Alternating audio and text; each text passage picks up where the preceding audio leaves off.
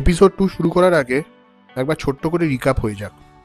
আগের এপিসোডে আমি দেখিয়েছি কিভাবে আমি NH16 NH49 ধরে এসে পৌঁছালাম আরণ্যক রিসর্টে।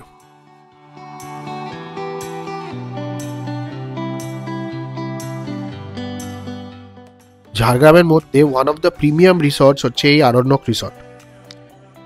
এই রিসর্টের রিভিউ, ট্যারিফ রেটস আর বাকি সব ডিটেলস আমি আগের এপিসোডে বলেছি। যদি মিস করে থাকেন ডেফিনেটলি আই বাটনে ক্লিক করে আগের এপিসোডটা দেখে নেবেন।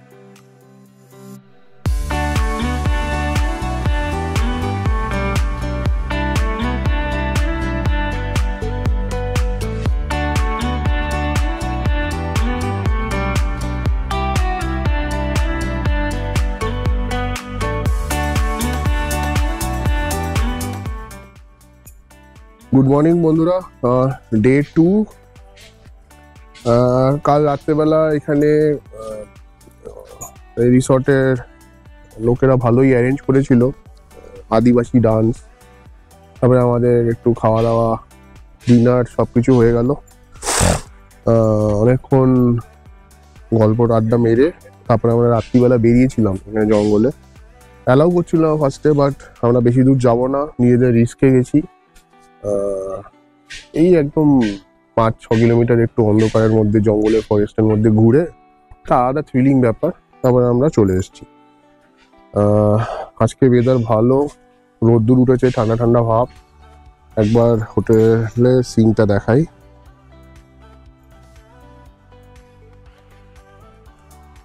পুরো পরিষ্কার আকাশ।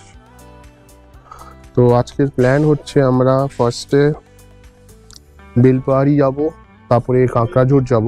অনেকটা ডিস্টেন্স, 50-60 কিলোমিটার করে হবে। বাট রেডি হওয়ার আগে ডেফিনেটলি ব্রেকফাস্ট করতে যাব। তো ব্রেকফাস্ট করতে যাই, দেখি কি দিয়েছে বাফে, কীরকম খাবারের কোয়ালিটি। চলুন যাওয়া যাক।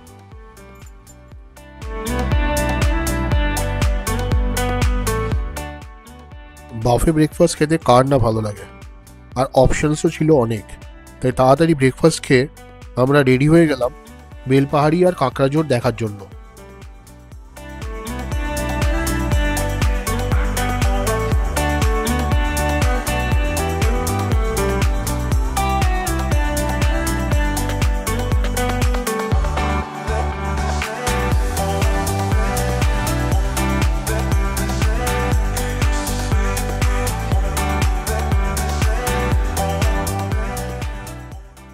আরণ্যক রিসর্ট থেকে মাত্র 85 কিলোমিটার দূরে হচ্ছে এই কাঁকড়াঝোড়।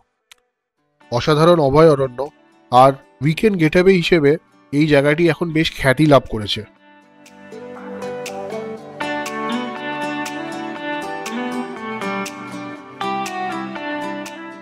জঙ্গলের মধ্যে দিয়ে রাস্তা, আর এর মধ্যে কাউ যদি ড্রাইভিং ভালো লাগে তাহলে আর এলাহি ব্যাপার। ঝাড়গ্রাম শহর বেলপাহাড়ি ক্রস করে আমরা এসে পৌঁছালাম কাঁকড়াঝোড়।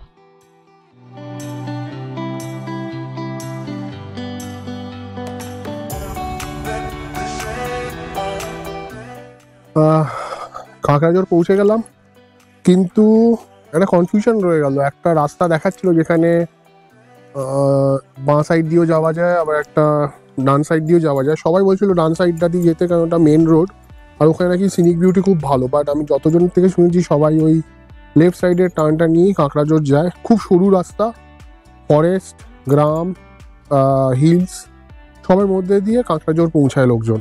তো আমরা এখন কাঁকড়াঝোড়ে এসে পৌঁছেছি। একবার দেখাই, পুরো শাল গাছের বন। আর এখানে একটা গভর্নমেন্টের গেস্ট হাউস আছে, কাঁকড়াঝোড় গেস্ট হাউস। এখানে লেডিসরা এসে ওয়াশরুম ইউজ করতে পারে, ইভেন জেন্টসরাও। এখানে খাওয়া দাওয়ার অল্প ব্যবস্থা আছে। বাচ্চারা এসে ইভেন এখানে ফ্রেশ হওয়ারও জায়গা আছে। তবে সামনে কাঁকড়াঝোড়ের মোড় থেকে সোজা যদি চলে যান, যেখানে আমরা গেছিলাম, সেখানে আরও কয়েকটা গেস্ট হাউস আছে পাহাড়ের ওপরে, কিন্তু রাস্তা ভীষণ খারাপ। তো ওখানে যেতে গিয়ে আমাদের একটা এক্সপিরিয়েন্স হলো যে এত রাস্তা সরু, কোনো বাইক বা অন্য কিছু চলে এলে খুব মুশকিল, আর গাড়িতে স্ক্র্যাচ পড়ে যায়। But ideal condition for biking. এবার এখান থেকে ঘাগড়া যাব, তো এখানে একটু লাঞ্চ করব অল্প কিছু, তারপরে ঘাগড়া বেরিয়ে যাব। দেখি কীরকম জায়গা। রুটটা অনেকটা ছোট হলেও, ডিস্টেন্সটা কম হলেও, রাস্তা ভালো না বললে টাইমটা লেগে যায়। ঘাগড়া ওয়াটারফল যাওয়ার পথে বুঝলাম যে আমাদের সঠিক রুট না জানার জন্য আমরা বোধহয় কাঁকড়াঝোড়ের উল্টো সাইড দিয়ে এসে ঢুকেছিলাম, তাই এই বিপত্তি। এই কাঁকড়াঝোড় গিয়ে ঠিক বেশি লাভ করতে পারলাম না, খালি যাওয়া আর আসা, এমন কোনো ভালো স্পটও পেলাম না। যাই হোক, খাওয়া দাওয়াটা তো হয়ে গেল। এবার এসছি ঘাগড়া ওয়াটারফল। এখানে এরকম মিনি গ্র্যান্ড ক্যানিয়ন বলতে পারেন, জলের একটা সোর্স আছে, পুরো সবুজ কালারের জল, আর ওদিকে পাথর মতন, ওখান দিয়ে ওয়াটারফল হচ্ছে। চলুন দেখা যাক কি আছে বেসিক্যালি এখানে।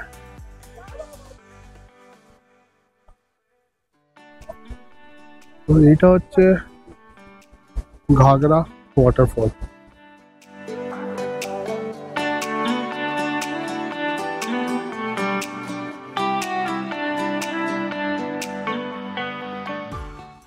জায়গাটা ছোটোর মধ্যে হলেও খুব সুন্দর। আর ড্রোন শট নেবো না, এটা কখনো হয়?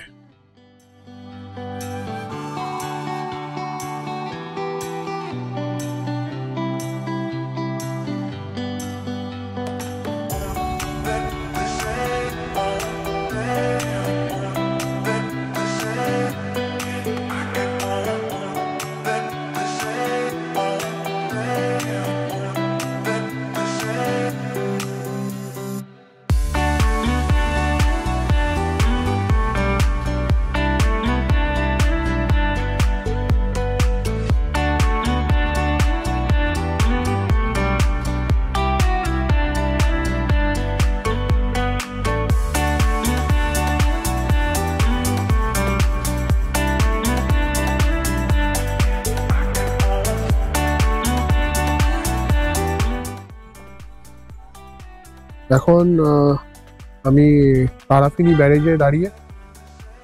ছোট একটা ব্যারেজ, জাস্ট পাহাড়ি ঝর্ণার জলস্রোত যেখানে, সেখান থেকে এই ব্যারেজটা তৈরি। বেশি কটা গেটও নেই, 10-12টা গেট।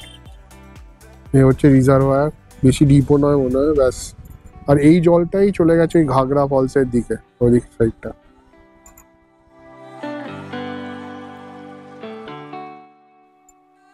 ডে 3, আজকে বাড়ি যাওয়ার জন্য রেডি। চেক আউট হয়ে গেছে, bill payments done. Good thing about this property, এটা আরও এক্সপ্যান্ড হচ্ছে। তো আপনারা একবার প্রপার্টিটাকে দেখিনি। আমরা ওই সাইডে সব ছিলাম, তো এইখানে আরও প্রপার্টিটা এক্সপ্যান্ড করছে, দেখতে পাচ্ছেন দ্যাট সাইড। প্রিমিয়াম কটেজেস টাইপের করছে। বাচ্চাদের খেলার জায়গাও বাড়িয়েছে। অনেক দেরি আছে, হয়তো মেবি নেক্সট সিজন থেকে স্টার্ট হয়ে যাবে। আর good thing about this property হচ্ছে ভদ্রলোক খুবই ভালো, আমাকে কিছু এক্সট্রা ডিসকাউন্ট করে দিয়েছে। এখান থেকে একটা ড্রোন শটও নিয়েছি, ডেফিনেটলি দেখাবো। আর আরও কিছু ইমপ্রুভমেন্টের চান্সেস আছে, যেমন বলে এলাম, ফর এক্সাম্পল লাইভ কাউন্টার নেই, অমলেট বা পোচ দিতে হলে তারা চার্জ করে, এগুলো হওয়া উচিত না। আজকে প্ল্যান হচ্ছে এখান থেকে বেরিয়ে আমরা যাবো দুর্গা মন্দির, কনক দুর্গা মন্দির। তারপরে যদি সময় থাকে তাহলে যাব ঝিল্লি লেক। এটা একটা পাখিরালয় বলে, সব উইন্টার সিজনে সব পাখিরা আসে। আর একটু দেখাই এদিকে প্রপার্টিটা।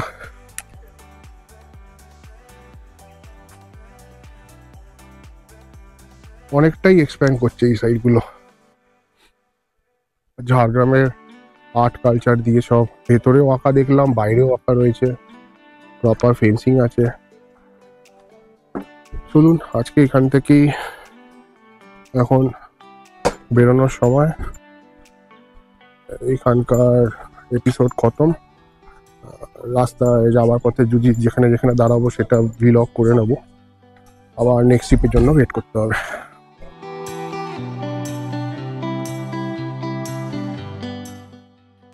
চেক আউট করে বেরিয়ে পড়লাম ঝাড়গ্রামে ফেমাস কনক দুর্গা মন্দির দেখার জন্য।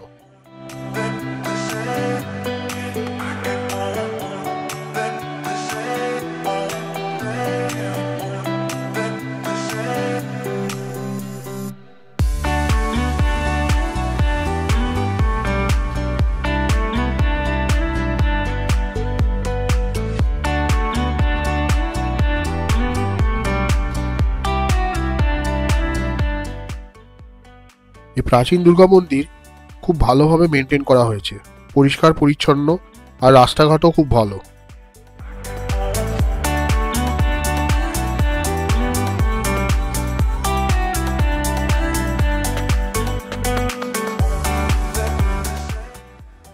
কনক অর্থাৎ সোনা, এই স্বর্ণ দুর্গা মন্দিরে ফটোগ্রাফি অ্যালাউ না, তাই আমি ফটোগ্রাফি বা ভিডিওগ্রাফি কিছুই করিনি এখানে। ও কনক দুর্গা মন্দির তো ঘুরে এলাম, পুজো দিইনি যদিও, কিন্তু ভালো করে প্রণাম করে ঠাকুর দর্শন করে এলাম।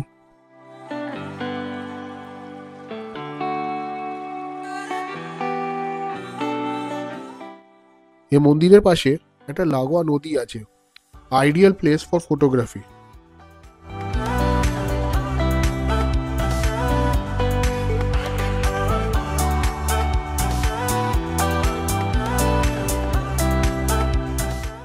আমাদের নেক্সট ডেস্টিনেশন ঝিল্লি লেক, যেটা কনক দুর্গা মন্দির থেকে মাত্র 55 কিলোমিটার দূর। অধিকাংশ রাস্তাই খুব ভালো, বাট গুগল ম্যাপকে ফলো করলে মাঝে মাঝে এরকম বিপদ আসতে পারে, যেমন এইখানকার রাস্তা খুবই বিপজ্জনক ছিল।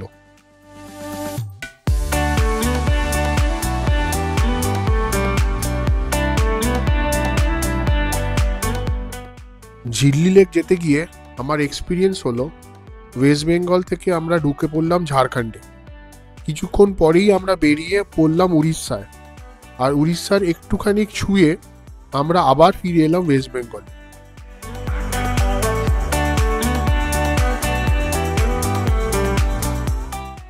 জায়গাটা অসাধারণ, বাট গুগল ম্যাপ ছাড়া আর কোনো গতি নেই। কিন্তু গুগল ম্যাপ ফলো করে যা বুঝলাম, যে রাস্তা যতই শর্ট হোক না কেন, সময় লাগার মেন কারণ হচ্ছে গিয়ে রাস্তা একদমই মেনটেন নয়।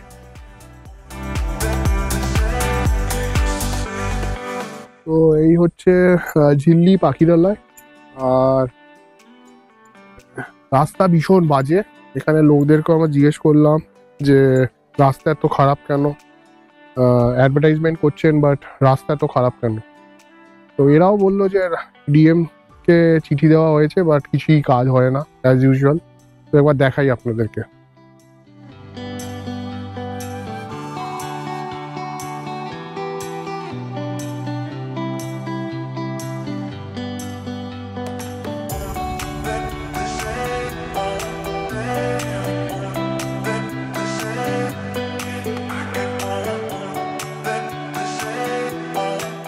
তো বেসিক্যালি এখানে শীতকালে, মানে এই কয়েকদিন পর থেকে হয়তো স্টার্ট হয়ে যাবে, প্রচুর মাইগ্রেটরি বার্ডস সেখানে বসে।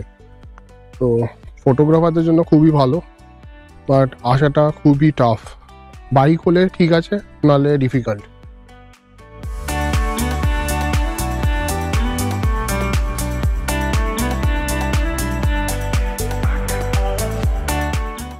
ঝিল্লি লেকের পর্ব শেষ করে বাড়ির উদ্দেশ্যে রওনা দিলাম, আর অ্যাজ ইউজুয়াল ইভিনিং স্ন্যাক্সটা করলাম কোলাঘাটের এক্সপ্রেস ফুড ধাবায়। সঙ্গে থাকুন, আর এরকম অনেক অনেক ভিডিও নিয়ে আবার ফিরে আসবো আমার নেক্সট এপিসোডে।